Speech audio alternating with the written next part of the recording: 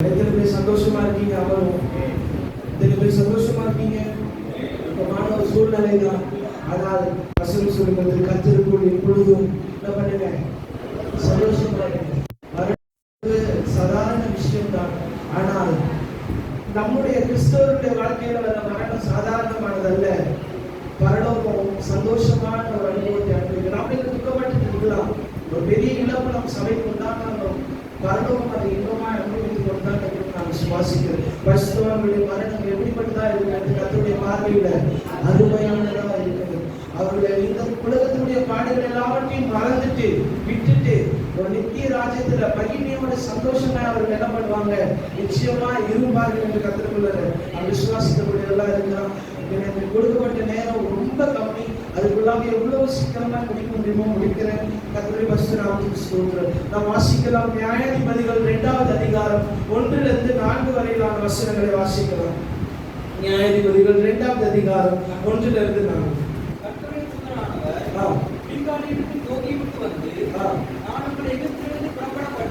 நான் உங்களை எகிப்திலிருந்து புறப்பட பண்ணி உங்கள் பிதாக்களுக்கு ஆணையிட்ட தேசத்தில் நான் உங்களை கொண்டு வந்து விட்டு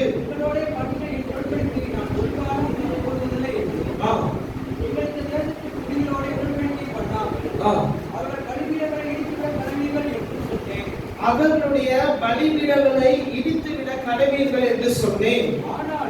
ஆனாலும் கேளாதே போனீர்கள்.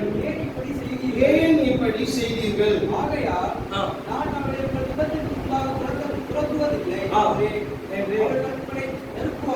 அவர்கள் உங்களை நெருக்குவார்கள்.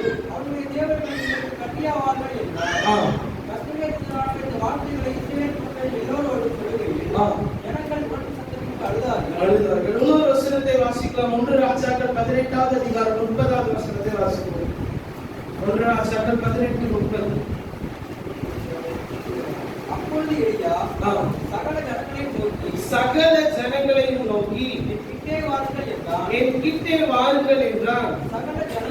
சகல ஜனங்களும் அவன் கிட்டே வந்தபோது சத்தமா வாசிப்போம். என்னது? தகர்க்கப்பட்ட கர்த்தருடைய பலிபீடத்தை அவன் செப்பனிட்டு இடத்துல 2 விதமான வசனங்களை நாம் வாசிக்கக்கூடியவர்களா இருந்தோம். முதல்ல நியாயாதிபதிகள்ல வாசித்தோம். அந்த இடத்துல கர்த்தருடைய வார்த்தை இப்படியாய் சொல்லப்படுகிறது. இதை யாரிடத்துல அவர் சொல்லுகிறார்னா, கர்த்தரே இஸ்ரவேல் ஜனங்களை பார்த்து சொல்லுகிறார், நீ கானான் தேசத்துக்கு சென்றாய். அந்த தேசத்தில் உள்ளதான அந்நிய தேவர்களுடைய பலிபீடங்களை நீ என்ன பண்ண வேண்டும்? தகர்த்து போட வேண்டும். தகர்த்து போடாவிட்டால் நான் என்ன பண்ண மாட்டேன், அவனை ஆசீர்வதிக்க மாட்டேன். அந்த கானான் தேசத்துல நிலைத்திருக்க முடியாது என்று நான் சொன்னேன். ஆனா நீ அதை செய்யல. அப்படி அது இருக்கிறனால உனக்கு அந்த ஜனங்கள் கண்ணியா இருப்பார்கள் அப்படின்னு முதல் வசனத்தை வாசித்தோம். 2வது வசனம் 1 ராஜாக்கள்ல நாம் வாசித்தோம். அந்த இடத்துல கர்த்தருடைய ஆவியானவர் எலியாவை கொண்ட வசனத்துல சொல்லுகிறார், இஸ்ரவேல் ஜனங்கள் எல்லாரையும் கூட்டி கர்த்தருடைய பலிபீடத்தை எலியா செப்பனிடக்கூடியவராய் இருந்தார். 2 விஷயத்தை நாம் பார்க்கிறோம். கர்த்தர் முதல்ல ஒரு விஷயத்தை சொல்கிறார், பலிபீடத்தை தகர்த்து போடு, அந்நிய தேவனுடைய பலிபீடத்தை தகர்த்து போடு. 2வது விஷயத்தை எலியா மூலமாக கர்த்தர் சொல்கிறார், கர்த்தருடைய பலிபீடத்தை செப்பனிடு அப்படின்னு சொல்லுகிறார். நாளுடைய செய்தியின் தலைப்பு பலிபீடம் அப்படின்ற தலைப்புல தான் நாம் வாசிக்க போறோம். பலிபீடம்னா என்னங்க? யாராவது சொல்லுங்க பார்க்கலாம். பலிபீடம்னா என்ன? பலி செலுத்துகிற இடம் தான் பலிபீடம். பலி செலுத்துகிற இடம் எப்படி இருக்கும்? பலி செலுத்துகிற இடத்தை பார்க்கும்போது எப்படியா இருக்கும்? ரத்தமா இருக்கும். யாரும் போய் அங்க பக்கத்துல சேர் போட்டு உட்காருவோமா? உட்கார மாட்டோம்.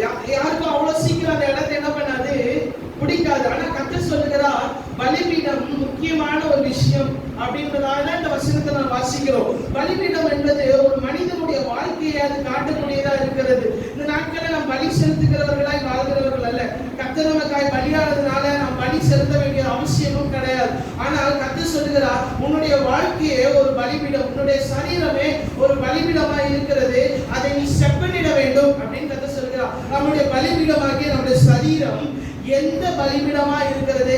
கர்த்தருக்கு பிரியமான ஒரு கர்த்தருடைய செப்பனிடப்பட்ட பலிபீடமா இருக்கிறதா, இல்ல கர்த்தருக்கு பிரியமில்லாத ஒரு பலிபீடமா இருக்கிறதா? பலிபீடம் ஒரு மனிதனுடைய வாழ்க்கையை அது மாற்றும். எப்படி மாற்றும்னா ஆசீர்வாதமாய் மாற்றும். இன்னொரு விஷயத்தை பாத்தீங்கன்னா அந்த பலிபீடமே ஒரு மனிதனுக்கு சாபமாயும் மாறும். முதல் பலிபீடம் எங்க கட்டப்பட்டது?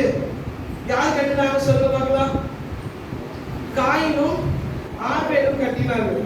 அதுக்கு முன்னாடி அநேக சொல்றாங்க ஏதேன் தோட்டத்துல கட்டப்பட்டது என்பதால். ஆனா வசனத்துக்கு அதுல ஆதாரம் இல்லை. ஆனா முதல்ல பலி செலுத்தினது யாரும் சொல்லப்பட்டிருக்கு? காயினும் ஆபேலும். காயின் செலுத்தின பலியை கர்த்தர் அங்கீகரிச்சாரா? இல்ல.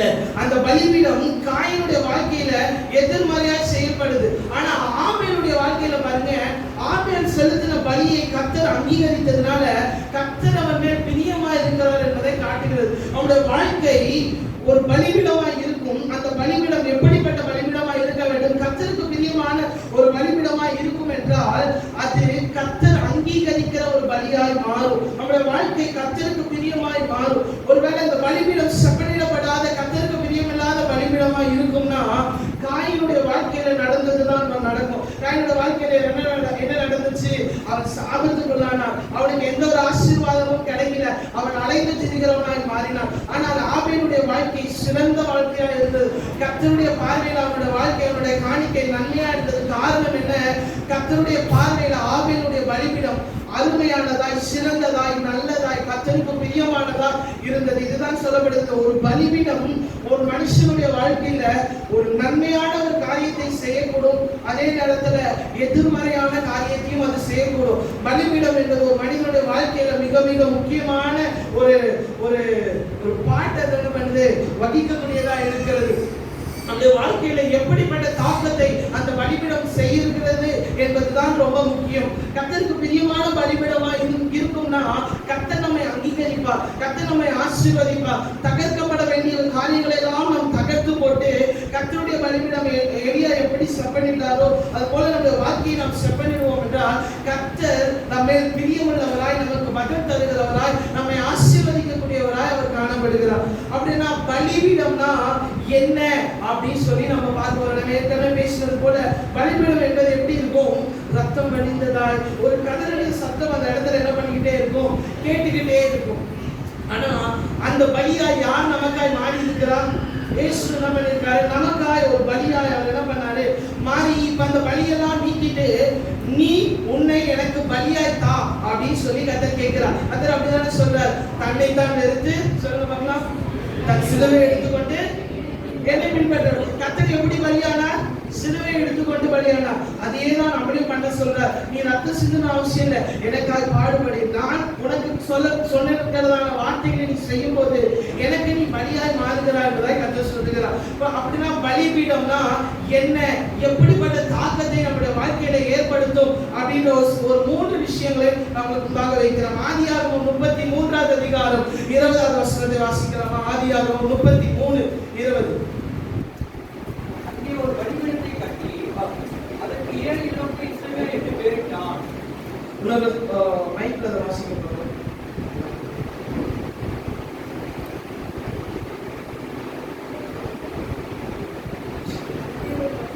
அங்கே ஒரு பலிபீடத்தை கட்டி அதற்கு 7 இலோகை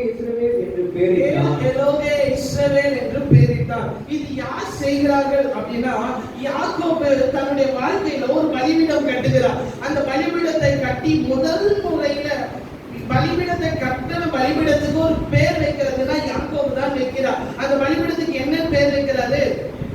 எலோகே இஸ்ரவேல். சொல்லுங்க பார்க்கலாம்.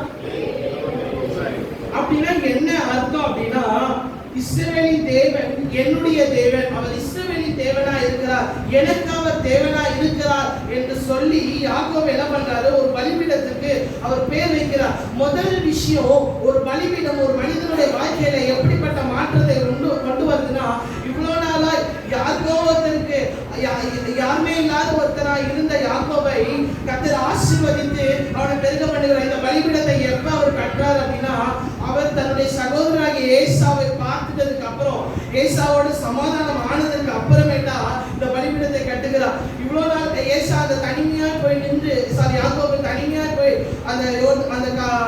நதிக்கு அப்புறத்துல போய் நின்று என்ன கேட்கிறாரு, என்ன ஆசீர்வதித்தாலும் நான் என்ன பண்ண மாட்டேன், போக விட மாட்டேன். என்னால என்னோட சகோதரனை சமாளிக்க முடியாது, என்னால அவனை மேற்கொள்ள முடியாது, அவனை பார்க்க முடியாது. நீர் என்னை ஆசீர்வதித்தால் தான் அவனை என்ன பண்ண முடியும், மேற்கொள்ள முடியும் அப்படின்னு சொல்லி யாக்கோபு கேட்கும் போது கர்த்தர் என்ன பண்ணுகிறா, நீ யாக்கோபா இருக்கிற, வேறொரு மனுஷனா இருக்கிற, நான் உன்னை எப்படியாய் மாற்றுகிறேன், இஸ்ரவேலாய் மாற்றுகிறேன், உன்னை வேறொரு மனிதனாய் மாற்றி நான் அவனை ஆசீர்வதிக்கிறேன் அப்படின்னு கர்த்தர் என்ன பண்ணுகிறார், அவனுடைய பேரை என்னவாய் மாற்றுகிறார், இஸ்ரவேல் என்பதாய் மாற்றுகிறார். இஸ்ரவேலாய் மாற்றின பின்னாக தான் யாக்கோபு இந்த பலிபீடத்தை கட்டுகிறார். பலிபீடத்தை கட்டி இஸ்ரவேலாகிய எனக்கு அவர் தேவன் அப்படின்னு அந்த இடத்துல சொல்லுகிறார். இன்னைக்கு எத்தனை பேர் சொல்ல முடியும், என்னுடைய தேவன் யார், நம்மளுடைய தேவன் யாருப்பா? வரலையே. யாக்கோபுட்ட கேட்டிருந்தா அந்த ஊரே கேட்கிற அளவுக்கு சத்தமோடு சொல்லிருப்பா, என்னுடைய தேவன் யார், சிலுவையில எனக்காய் மரித்த என்னுடைய இயேசு. தைரியமா சொல்லணும், நம்மளுடைய தேவன் யார், சிலுவையில எனக்காய் மரித்த என்னுடைய இயேசு. அது ஒரு வல்லமை இருக்கு. அந்த வாக்கியம் சொல்லும் போது என்ன இருக்கு, ஒரு வல்லமை இருக்கு. ஒரு நமக்கு அது சொல்லும் போதே எனக்காய் ஒருத்தர் இருக்கிறார், எனக்காய் ஒருத்தர் இருக்கிறார், என் தேவனாய் அவர் இருக்கிறார், வேற யாருக்கும் அல்ல, எனக்கு அவர் தேவனாய் இருக்கிறார் அப்படின்ற ஒரு உணர்வு நமக்குள்ள என்ன பண்ணும், அதிகமாய் பெருக்கெடுக்கும். இதுதான் யாக்கோபு செய்கிறார். எல்லா காரியத்தையும் முடித்த பின்பாக அறிக்கை பண்ணும் விதமாய் ஒரு பலிபீடத்தை கட்டி அதுக்கு எலோகே இஸ்ரவேல் என்று பெயரிடுகிறார். இஸ்ரவேலின் தேவனாய் அவர் என்ன பண்ணுகிறார், இருக்கிறார் அப்படின்னு கர்த்தர் சொல்றார். அப்ப முதல் விஷயம், ஒரு பலிபீடம் நம்ம வாழ்க்கையில என்ன செய்யும் அப்படின்னா, நம்மை மாற்றி நம்மை தேவனுடைய ஜனமாய், தேவனுடைய பிள்ளைகளாய் நாம என்ன பண்ணுவோம், அந்த பலிபீடம் மாற்றக்கூடியதா இருக்கிறது. முதல் விஷயம், பலிபீடம் நம்மை தேவனுடைய ஜனமாய் மாற்றி தேவனை நமக்கு தேவனாய் கொடுக்கக்கூடிய இடம் தான் என்னது, பலிபீடம். நம்முடைய வாழ்க்கையில அந்த பலிபீடம் இருக்கிறதா அப்படின்றத நாம் என்ன பண்ணணும், ஒவ்வொரு நாளும் நிதானிக்க. எனக்கோ ஒரு நாள் என்னுடைய தேவனாய் இருந்தார் என்பது அறிக்கை பண்ணுகிறது மாத்திரம் அல்ல, ஒவ்வொரு நாளும் நாம் என்ன பண்ணணும், என்னுடைய தேவனாய் அவர் இருக்கிறார், என்னுடைய கர்த்தராய் இருக்கிறார், என்னை ஆசீர்வதிக்கிறவராய் அவர் இருக்கிறார் என்பதை நாம் என்ன பண்ணணும், அறிக்கை பண்ணக்கூடியவர்களாய் இருக்கிறோம். அடுத்த விஷயம், யாத்திராகமம் 17வது அதிகாரம் 15வது வசனத்தை நாம் வாசிக்கலாமா? யாத்திராகமம் 17:15. மோசே ஒரு பலிபீடத்தை கட்டி அதற்கு யெகோவா நிசி என்று பெயரிட்டார். யாருக்காவது தெரியுமா யெகோவா நிசினா என்ன அர்த்தம்? கர்த்தர் ஜெயக்கொடியானவர். முதல்ல யாக்கோபு கட்டின பலிபீடத்துக்கு எப்படி பெயர் வச்சாரு, என்னுடைய தேவன் அவர் அப்படின்னு பெயர் வச்சார். இரண்டாவது மோசே கட்டின பலிபீடத்துக்கு என்ன பெயர் வைக்கிறாரு, தமிழ் நம்மளோட மொழியில சொல்லுவோமே, கர்த்தர் ஜெயக்கொடியானவர் அப்படின்னு பெயர் வைக்கிறார். அப்ப மோசேக்கு இந்த பலிபீடம் எப்பொழுது கட்டப்பட்டது அப்படின்னா, அமலேக்கியருக்கு விரோதமா இஸ்ரவேல் ஜனங்கள் யுத்தம் பண்ணும்போது மோசே மலையின் மேலே ஏறி தன்னுடைய 2 கைகளையும் உயர்த்தி பிடிக்கும் போது இஸ்ரவேல் ஜனங்கள் என்ன பண்ணுகிறாங்க, மேற்கொள்ளுகிறாங்க. அதே நேரத்தில் தாளிடும் போது யார் மேற்கொள்கிறது, அமலேக்கியர் மேற்கொள்ளக்கூடியதா இருக்காங்க. இதை மோசே பார்க்கிறார். அதனால தன்னுடைய கைகளை உயர்த்தியே பிடித்திருக்கிறார். காலில் 2 பிடிச்சதுனால கைகள் என்ன ஆகுது, தளர்ந்து போகுது. அப்ப 2 பேர் வராங்க. யார் 2 பேரு சொல்ல பார்க்கலாம். ஊரும் ஆரோனும் என்ன பண்றாங்க, ஒரு கல்லை கொண்டு வந்து போட்டு உட்கார வச்சு, நீ என்ன பண்ணு, நீ கைகளை உயர்த்தி நான் என்ன பண்ணிக்கிறேன், பிடிச்சிக்கிறேன், இப்படியே நம்ம என்ன பண்ணலாம், ஜெயிக்கலாம் அப்படின்னு சொல்லக்கூடியவர்களா இருக்காங்க. இது எதை காட்டுகிறது, மோசே நினைச்சிருக்கலாம், ஒரு கருத்தை நம்ம கொஞ்ச நேரம் உயர்த்தி அவர் கொஞ்ச நேரம் கீழே போட்டு அடுத்த கருத்தை உயர்த்தி அப்படி பண்ண முடியும் தானே. ஆனா 2 கரத்தையும் ஏன் மோசே உயர்த்துகிறாருன்னா, ஒரு மனுஷனுடைய வாழ்க்கையில 2 விதமான போராட்டங்கள் இருக்கிறது வசனம் சொல்லுகிறது. கலாத்தியர் 5வது அதிகாரம் 17வது வசனத்தை நீங்க வாசிச்சீங்க அப்படின்னா, ஆவி மாம்சத்தோடும் மாம்சம் ஆவியோடும் என்ன பண்ணக்கூடியதா இருக்குது, போராடக்கூடியதா இருக்கு. ஒரு மனுஷனுடைய வாழ்க்கையில முதல் போராட்டம் எது அப்படின்னா, தனக்கு தானே அவன் போராடக்கூடியவனா இருக்கிறான். அதை தான் பவுல் சொல்லுகிறான், நான் விரும்பாத தீமையை நான் என்ன பண்றேன், செய்யறேன், நான் விரும்புற நன்மையை என்னால செய்ய முடியல. முதல் போராட்டம் நமக்குள்ளாக இருக்கிறது. அதை தான் மோசேயுடைய ஒரு கரம் காட்டுகிறது. இன்னொரு கரம் எதை காட்டுகிறதுனா, எபேசியர் 6வது அதிகாரம் 12வது வசனத்தை நீங்க வாசிச்சீங்க அப்படின்னா, மாம்சத்தோடும் ரத்தத்தோடும் நமக்கு போராட்டம் இல்லை. எதனோட இருக்கு, துரைத்தனங்களோடும் அதிகாரங்களோடும் விப்ரபத்திய லோகாதிபதிகளோடும் நமக்கு என்ன பண்ணுது, போராட்டம் இருக்கிறது. கதை சொல்லுகிறது. இதுதான் 2வது கரம் காட்டுகிறது. ஒரு மனுஷனுடைய வாழ்க்கையில தன்னோட அவன் முதல்ல போராடுகிறான். அடுத்தது இந்த உலகத்தில் இருக்கிறதான பிசாசின் வல்லமையோட அவன் போராட வேண்டும். மனிதர்களோட நமக்கு என்ன இல்ல? போராட்டம் இல்ல. பக்கத்து வீட்டுக்காரங்களோட, சொந்தக்காரங்களோட, ஃப்ரெண்ட்ஸோட இல்ல. நான் அறிக்கை பண்ணுவேன்ப்பா. இல்ல இல்ல எது இல்ல? சொந்தக்காரங்களோட, பக்கத்து வீட்டுக்காரங்களோட எது இல்ல? போராட்டம் இல்ல. நம்ம அறிக்கை பண்ணுகிறது தான் கர்த்தர் நம்முடைய வாழ்க்கையில என்ன பண்ணுவா? செய்வ. போல்டா அறிக்கை பண்ணுங்க.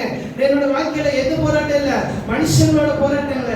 எனக்கு இருக்கிற போராட்டம் ஆவி மண்டலத்துல எனக்கு விரோதமா இருக்கிற பிசாசின் வல்லமையோட தான் எனக்கு போராட்டம் இருக்கிறது. இதுதான் மோசேயுடைய 2 கரங்களும் காட்டுகிறது.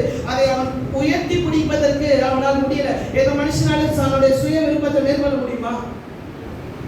முடியுமா? முடியவே முடியாது. போன் எடுக்க கூடாதுன்னு காலையில முடிவு எடுத்தா அடுத்த 10 நிமிஷத்துல என்ன இருக்கும்? கையில போன் தான் இருக்கும். சுய விருப்பத்தை ஒரு நாள் மேற்கொள்ள முடியாது. அதே போல பிசாசின் வல்லமையை மேற்கொள்ள முடியுமா? நம்மளால சுயமா முடியாது. பக்கத்து வீட்டுக்காரங்களோட இருக்க சண்டைய முடியவே முடியாது. அப்பொழுதுதான் மோசேக்கு 2 கரங்களை தாங்கி பிடிக்கிற 2 பேர் வந்தாங்க. ஆரோட ஊர் வரக்கூடியவர்களா இருந்தாங்க. இது யாரை காட்டுகிறதுனா பரிசுத்த ஆவியானவரையும் இயேசு கிறிஸ்துவையும் நமக்கு காட்டுகிறது. ஒருவர் தன்னுடைய சுயத்தை வெறுக்கணும் அப்படின்னா எங்க தெரியுமா அவனால வெறுக்க முடியும்? சிலுவை கிட்ட வந்தா மாத்திரம் தான் வெறுக்க முடியும். சிலுவையில அவன் ஒருவன் அறையப்பட்டு இருப்பானா அவனால தன்னுடைய சுயத்தை என்ன பண்ண முடியும்? மேற்கொள்ள முடியும். ஒருவன் சிலுவையில் அறையப்பட்டவன் எப்படிப்பட்டவனா இருப்பான்? செத்து போனவனா இருப்பான். மாம்சம் செத்து போயிடும், ஆவி உயிர்ப்பிக்கப்படும். ஒருவன் சிலுவை அண்டை வர வேண்டும், கிறிஸ்து இயேசுவின் அண்டை வர வேண்டும். இரண்டாவது அவன் உலகத்தில் இருக்க பொல்லாத பிசாசுகளோட அவன் மேற்கொள்ள வேண்டும் அப்படின்னா கர்த்தருடைய ஆவியானவருடைய வல்லமை அவனுக்குள்ள வேணும். அப்பதான் அவனால என்ன பண்ண முடியும்? உலகத்தில் இருக்கிற அந்த பிசாசுடைய வல்லமைகளை அவனால மேற்கொள்ள முடியும். இதுதான் ஆரோனும் ஊருமாய் மோசேக்கு அவருடைய உண்டான 2 போராட்டங்களை தாங்கி பிடித்தார்கள். இதுதான் பலிபீடம். கர்த்தர் சொல்கிறார், இந்த இடத்துலதான் உனக்கு ஜெயத்தை தரேன், உனக்கு வேற இடத்துலயும் தரல. இந்த பலிபீடம் 2வது நம்முடைய வாழ்க்கையில ஒரு ஜெயத்தை எங்க தெரியுமா தருது? முதல்ல நம்முடைய வாழ்க்கையில. அதுக்கு நம்மளோட போராடுகிற வல்லமையில இருந்து நமக்கு ஒரு ஜெயத்தை அவர் தரக்கூடியவராக இருக்கிறார். உன்னத பாட்டு 2வது அதிகாரம் 4வது வசனத்தை நீங்க வாசித்து பார்ப்பீங்க அப்படின்னா அந்த இடத்துல சொல்லப்படுது, எனக்காய் அவருடைய கொடி பறக்கும். அது என்ன தெரியுமா? நேசம். நம்ம அதுக்கு தகுதியானவங்க கிடையாதுங்க. கர்த்தர் நமக்கு ரத்தம் சிந்துவதற்கு நாம் தகுதியானவர்களா? தகுதியானவர்களா? இல்லவே இல்லை. ஏதாவது ஒரு நன்மை நாம் செஞ்சு கர்த்தருடைய ரத்தத்துக்கு நாம் பங்குள்ளவர்களா இருந்திருக்கோமா? கிடையவே கிடையாது. கர்த்தர் நம்ம மேல வச்ச அன்பினால நமக்காய் ரத்தம் சிந்தின. எத்தனை பேர் சொல்றீங்க? ஆமே சொல்லுவோமா? எனக்காய் அவர் எப்படி பண்ணார்? என் மேல அன்பு வச்சு அவர் என்ன பண்ணார்? ரத்தம் சிந்தினார். இந்த அன்பு தான் நமக்கு ஜெயத்தை தரும். மனுஷனுடைய வாழ்க்கையில இது உண்டான போராட்டங்கள் அவன் செய்ய பெற வேண்டும்னா அந்த நேசத்துக்குள்ளாய் அவன் வர வேண்டும். முதல் விஷயம் பலிபீடத்தை அப்படின்னா என்ன?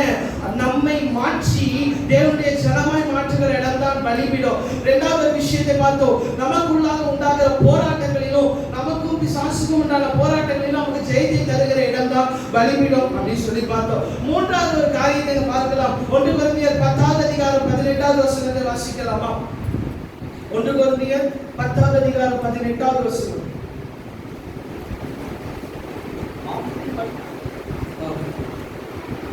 மாம்சத்தின்படியான இஸ்ரவேலரை பாருங்கள். பலிகளை புசிக்கிறவர்கள் பலிபீடத்தோடு ஐக்கியமா இருக்கிறார்கள். பலியின் பொருளை அவர்கள் புசிக்கிறவர்கள் எப்படி இருப்பாங்க? பலிபீடத்தோடு ஐக்கியமா இருப்பார்கள். 3வது விஷயத்தை பலிபீடம்னா என்ன அப்படின்னா ஐக்கியத்தை காட்டுகிறது. ஒருவன் பலிபீடமா இருப்பான் அப்படின்னா அவனுக்கும் தேவனுக்கும் ஒரு நெருங்கிய ஐக்கியம் இருக்கிறது அப்படின்னு சொல்றது. இத அருமையான தேவன் இயேசு கிறிஸ்து சொல்லுகிறார். மத்தேயு 5வது அதிகாரம் 23, 24 வசனங்களை வாசிச்சீங்க அப்படின்னா ஒருவன் பலி செலுத்த வந்தான் அப்படின்னா முன்னாடி அவன் பலி செலுத்துறதுக்கு முன்னாடி என்ன பண்ணணும்னா தனக்கும் தனக்கு சகோதரனுக்கும் ஏதாவது தொடர்பு இருக்கான்னு பார்த்துட்டு குறை இருக்கான்னு பார்த்துட்டு அதை ஃபர்ஸ்ட் முடிச்சுட்டு அவனுக்கும் அவனோட சகோதரனுக்கும் தொடர்பு இல்லாம ஆக்கிட்டு தான் பலிபீடத்துக்கு தன்னுடைய காணிக்கையை செலுத்த வேண்டும். முதல் விஷயத்தை பார்த்தோம் தேவன் அப்படி சொல்லி, 2வது விஷயத்தை பார்த்தோம் ஜெயம் அப்படி சொல்லி, 3வது விஷயத்தை பார்க்கிறோம் ஐக்கியம். இந்த ஐக்கியம் நமக்கும் தேவனுக்கும் மாத்திரம் தான் இருக்கணும். பலிபீடம் அப்படின்னா எதை காட்டுகிறது? நமக்கும் உலகத்துக்கும் ஐக்கியம் இல்லை, நமக்கும் தேவனுக்கும் மாத்திரம்தான் ஐக்கியம் இருக்க வேண்டும் அப்படின்றதுதான் தேவன் காட்டக்கூடியவரா இருக்கிறார். எஸ்றா 3ஆம் அதிகாரம் 9ஆவது வசனத்தை வாசிச்சீங்கன்னா, ஜனங்கள் எல்லாரும் ஒருமனப்பட்டு தேவனுடைய ஆலயத்தை கட்டுகிறதுக்கு ஒருமனப்பட்டு இருந்தாங்க, ஐக்கியப்பட்டு இருந்தாங்கன்னு சொல்லப்படுது. நாம் எதோட முதல்ல ஐக்கியப்பட்டு இருக்கோம்னா, சபையோடு ஐக்கியப்பட்டு இருக்க வேண்டும், சபையின் ஊழியர்களோடு ஐக்கியப்பட்டு இருக்க வேண்டும், ஊழியத்தோடு ஐக்கியப்பட்டு இருக்க வேண்டும். இது ஒரு விதமான பலியின் அனுபவத்தை காட்டுகிறது. பாஸ்டர் இன்னைக்கு சொல்லிட்டாங்க, இன்னைக்கு இப்படி வச்சுக்கோங்க, இன்னைக்கு சொல்லிட்டாங்க, இன்னைக்கு எல்லாரும் சபை விசுவாசிகள் சாப்பிட்டுட்டு என்ன பண்ணணும்னா இங்கே உட்கார்ந்துன்னு சொன்ன எத்தனை பேர் இருக்கும்?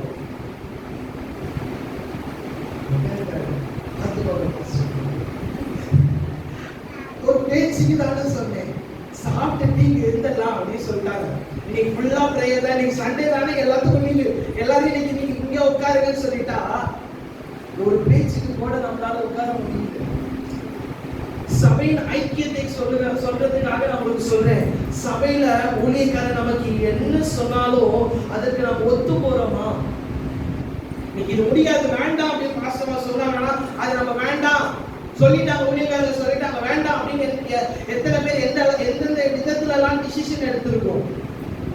இதை பண்ணாதீங்க வேண்டாம் அப்படின்னா பரவாயில்ல, ஊழியக்காரர்கள் சொன்னாங்க நான் பண்ண மாட்டேன்னு எத்தனை பேர் நம்ம ஒப்பு கொடுத்திருக்கோம்.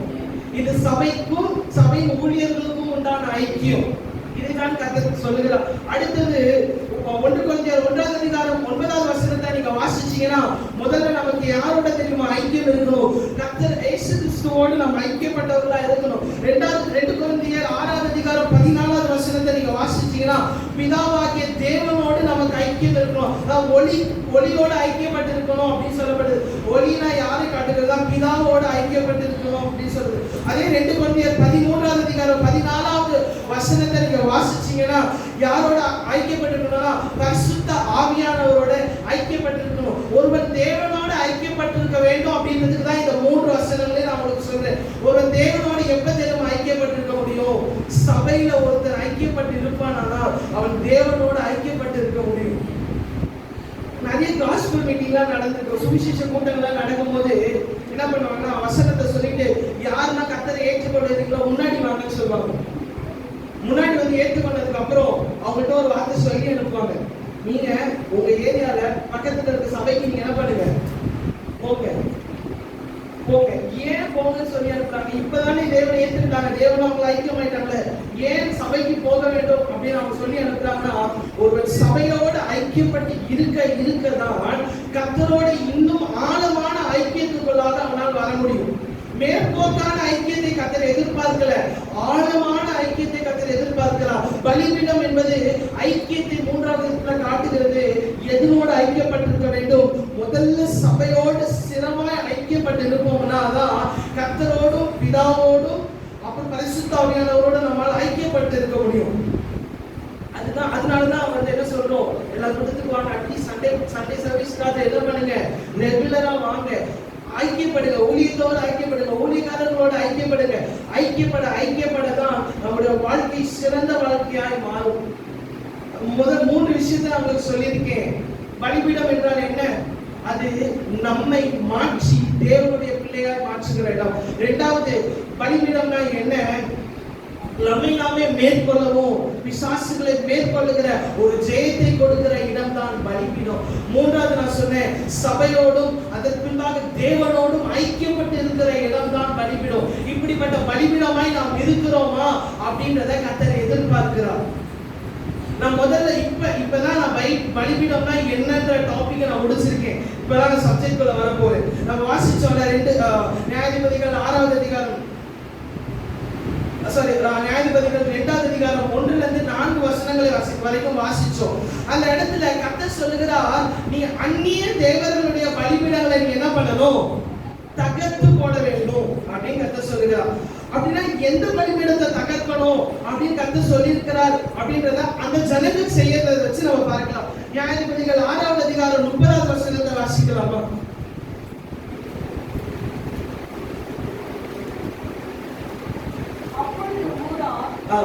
யோவாசை நோக்கி, மகனை வெளியே கொண்டு வா, அவன் பாகாலின் பலிபீடத்தை தகர்த்தான். நேரம் குறைவா இருக்கிறான், வேக வேகமா சொல்லுகிறேன். தகர்க்க வேண்டும் அப்படின்னா பாகாலின் பலிபீடத்தை தகர்க்க வேண்டும்.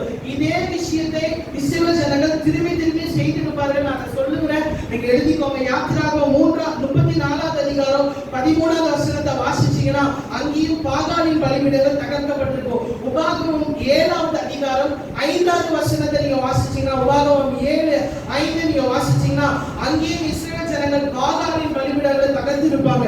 உபாகமம் 12வது அதிகாரம் 3வது வசனத்தை வாசிச்சீங்கனாலும் அங்கேயும் பாகாலின் பலிபீடத்தை தான் தகர்த்திருப்பாங்க. நீங்க வசனம் பைபிள் முழுசும் நீங்க தேடி பாருங்க. இஸ்ரவேல் ஜனங்கள் வேறு எந்த தெய்வத்தினுடைய பலிபீடத்தை தகர்ப்பதை காட்டிலும் அதிகமாய் சொல்லப்பட்ட ஒரு பலிபீடம்னா பாகாலின் பலிபீடம். அதை அவங்க தகர்த்து போட்டாங்க அப்படின்னு சொல்லப்படுது. அப்ப தேவன் முதல்ல நம்மளோட வாழ்க்கையில இருக்கிற பாகாலின் பலிபீடங்களை தகர்க்க வேண்டும் கர்த்தர் நினைக்கிறார். நம்ம அதை தகர்த்தாதான் நமக்குரிய ஆசீர்வாதங்களை நாம் பெற முடியும். நாம் சொல்லுகிறோம், நான் பலிபீடம் தான் இருக்கிறேனே, எனக்கு ஏன் ஆசீர்வாதம் வரல, நான் கூப்பிட்டா எலியாவின் தேவன் ஏன் இறங்கல அப்படின்னு காரணம் என்னன்னா, நம்மளுடைய வாழ்க்கையில இருக்கிற பலிபீடம் அது பாகாலின் பலிபீடமா இருக்கும்னா கர்த்தர் என்ன பண்ண மாட்டார், ஒரு நாளும் மறுபுத்திரம் அருந்தவே மாட்டார். பாகாலின் பலிபீடத்துல அவ போய் நின்று என்ன பண்றாங்க, கதறாங்க. கர்த்தர் இறங்குனாரா, அக்கினி இறங்குச்சா? இல்ல. நமக்கு வாழ்க்கையில பதில் வரல. காரணம் என்ன அப்படின்னா, நம்மளுடைய வாழ்க்கையில ஒருவேளை அந்த பாகாலின் பலிபீடத்தினுடைய அனுபவங்கள் காணப்பட்டிருக்கலாம். பாகால்னா என்ன அப்படிங்க பாத்தீங்கன்னா, இந்த வார்த்தையை ஒரு 3 விதத்துல சொல்லலாம். பாகால்னா பாபிலோனை காட்டும். பாகால்னா முதல்ல கட்டப்பட்ட பாபில் கோபுரத்தையும் அது காட்டக்கூடியதா இருக்கு. ஆனா இங்க சொல்லப்பட்டிருக்க பாகால்னா என்ன அப்படின்னா, ஒரு அந்நிய தெய்வம், வானத்தினுடைய அரசி அப்படின்னு அதுக்கு பேர் அர்த்தம். பாகால்னா என்ன, வானத்தினுடைய அரசி. அதுக்கு தமிழ்ல 3 அர்த்தங்கள் அவங்க தராங்க. என்ன அப்படின்னா, பாகாலுக்கு முதல் அர்த்தம் ஆண்டவன். என்னது சொல்ல பார்க்கலாம், ஆண்டவன். இரண்டாவது எஜமான். மூணாவது புருஷன். என்னது புருஷன். இந்த 3 விஷயத்தையும் சொல்லிட்டு நாளுடைய மெசேஜ் நான் முடிக்க போறேன். நம்ம வாழ்க்கையில பாகாலின் பலிபீடம் இருக்கும், நான் பாகாலின் பலிபீடம் இல்ல அப்படின்னு நம்ம சொன்னாலும் இந்த 3 விதமான அனுபவங்கள் நம்ம வாழ்க்கையில இருக்கும்னா, நம்மளுடைய வாழ்க்கையில இருக்க பலிபீடம் அது பாகாலின் பலிபீடமாய் தான் இருக்கும். முதல் விஷயம் ஆண்டவன் அப்படின்னு அதுக்கு பேர். ஏசாயா 26வது அதிகாரம் 13வது வசனத்தை நீங்க வாசிச்சீங்க அப்படின்னா, வேறே ஆண்டவமார்கள் எங்களை ஆண்டதுண்டு அப்படின்ற ஒரு வார்த்தை இருக்கும். அதை எப்படி சொல்லுவாங்கன்னா, அவருக்கு கொஞ்சம் ஸ்திரீகள் என்ன பண்றாங்கன்னா, ஒரே புருஷனை பிடிச்சி நீ எங்களுக்கு ஆண்டவனா இரு அப்படின்னு சொல்லக்கூடியவர்களா இருக்காங்க. ஏசாயா 26:1-13 வாசிக்கலாமா? எங்கள் தேவனாகிய கர்த்தாவே, வேறே ஆண்டவன்மார் எங்களை ஆண்டார்கள். இந்த இடத்துல சொல்லப்படுது, இஸ்ரவேல் ஜனங்களை யார் ஆண்டுறதா, வேற ஆண்டவமார்கள் ஆகுறாங்க. அப்படின்னா எதை காட்டுது அப்படின்னா, ஒரு ராஜா என்ன பண்ணுவான், ஜனங்களை வழி நடத்தக்கூடியவனா இருப்பான். அப்ப நம்முடைய வாழ்க்கையில எது நம்மளை வழி நடத்துகிறது அப்படின்னு நம்ம பார்க்கணும். ஒவ்வொரு காரியத்தையும் நாம் செய்வதற்கு முன்பாக எது நம்மளை வழி நடத்துகிறது அப்படின்னு நம்ம பார்க்க வேண்டும். அது ரொம்ப மிக முக்கியமான ஒரு விஷயமா இருக்கிறது. சங்கீதம் 12வது அதிகாரம் 4வது வசனத்துல ஜனங்கள் சொல்லுகிறார்கள், யார் எங்களுக்கு ஆண்டவர், யார் எங்களை வழி நடத்த முடியும், நான் தான் என்னை வழி நடத்திக்க முடியும் அப்படின்னு சொல்றாங்க. முதல்ல பாகாலின் பலிபீடம் அப்படின்னா என்ன அர்த்தம் அப்படின்னா, ஆண்டவன் அப்படின்றதுக்கு என்ன அர்த்தம்னா, நம்மை நாமே மேய்த்துக் கொள்வதுதான் அர்த்தம். யார் என்ன சொன்னாலும் நான் கேட்க மாட்டேன், என்னுடைய சுய விருப்பத்துக்கு நான் போவேன்ற ஒரு டிசிஷனை நம்ம எடுத்தோம் அப்படின்னா, நம்மளுடைய பலிபீடம் எப்படிப்பட்ட பலிபீடமா இருக்கும், பாகாலின் பலிபீடமாய் தான் இருக்கும்.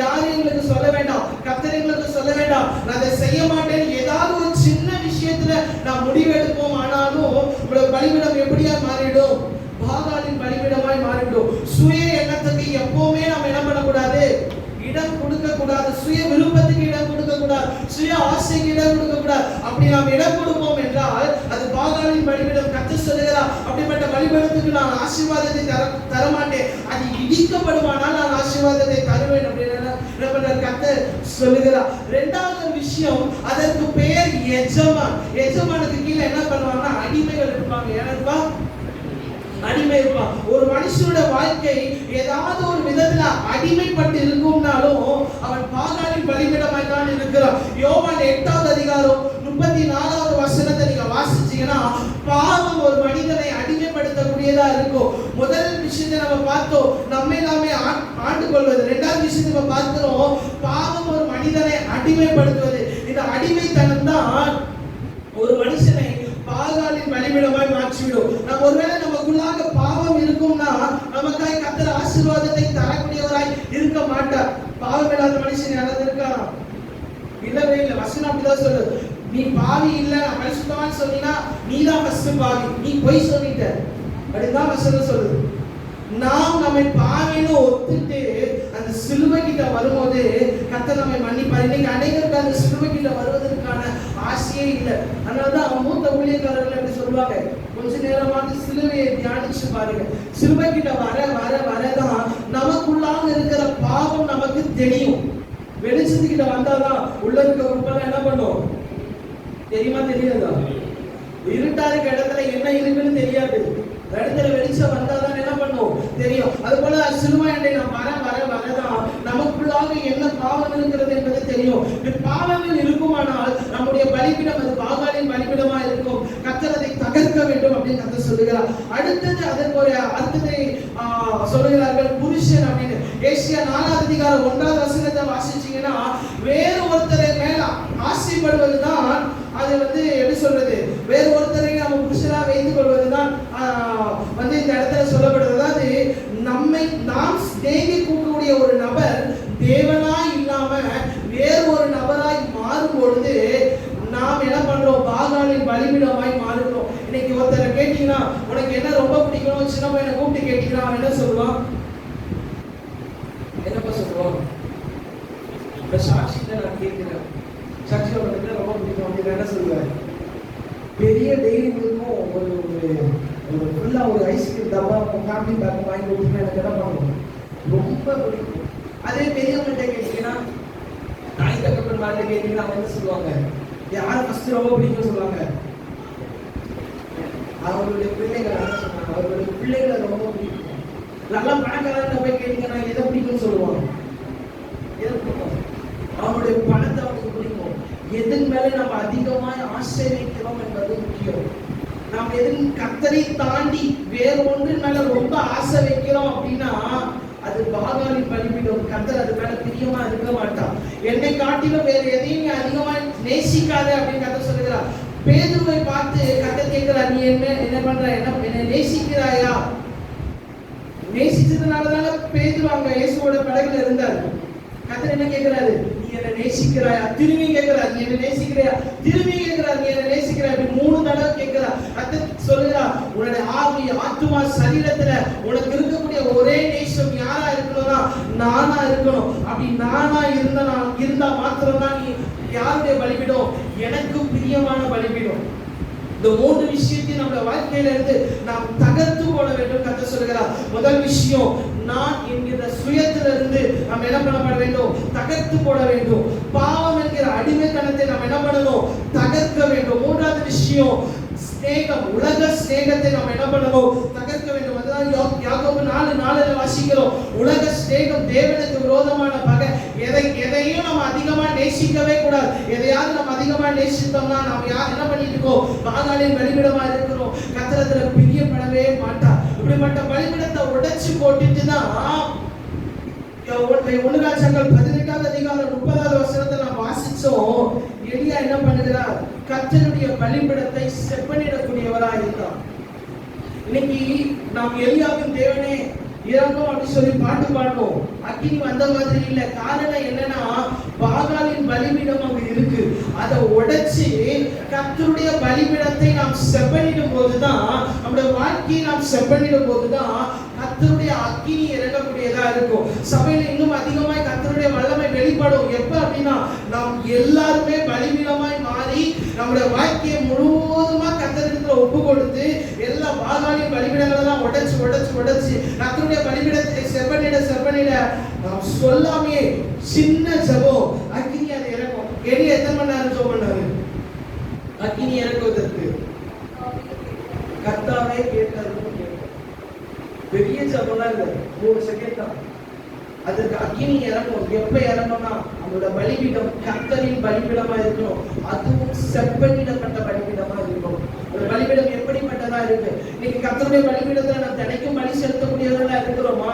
இல்ல அது தூசி படிந்து ஒரு நாளும் நம்ம பலி செலுத்தாத பலிபீடமா இருக்கிறதா? கர்த்தருடைய பலிபீடம் எப்படி நம்முடைய பாவத்தினால் உடைக்கப்பட்டு இருக்கிறதா? அது சேதப்பட்டு இருக்கிறதா? நம்முடைய சுய விருப்பத்தினால் அதை உடைச்சு போட்டிருக்கோமா? நம்முடைய பலிபீடத்தை எப்படி நாம் வைத்திருக்கிறோம்? அதை எலியா பண்ணுகிறார். அந்த பலிபீடத்தை 12 கற்களினால செய்கிறார். இது எதை காட்டுதுன்னா 12 அஸ்திபாரங்கள், நம்முடைய அஸ்திபாரம் கர்த்தரின் மேல வைக்கப்பட்டு இந்த பலிபீடத்தை நாம் கட்ட வேண்டும் அப்படின்னு சொல்லக்கூடியதா இருக்கிறது.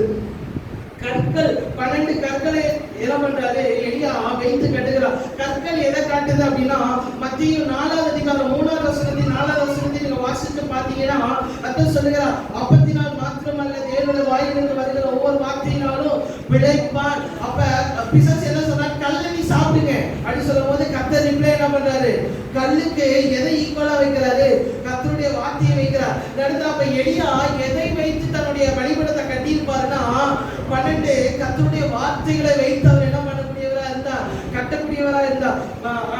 மூத்த ஊழியக்காரங்கள்ட்ட, ரொம்ப வயசான ஊழியக்காரங்கள்ட்ட எல்லாம் நீங்க பேசுறீங்கன்னா வேதத்தை 12 சத்தியங்களை அவர்கள் என்ன பண்ணுவாங்க, பிரிப்பாங்க. பிரிச்சு அவங்க சொல்லுவாங்க. அதுல ஒரு சில வார்த்தைகளை நான் சொல்றேன் பாருங்க.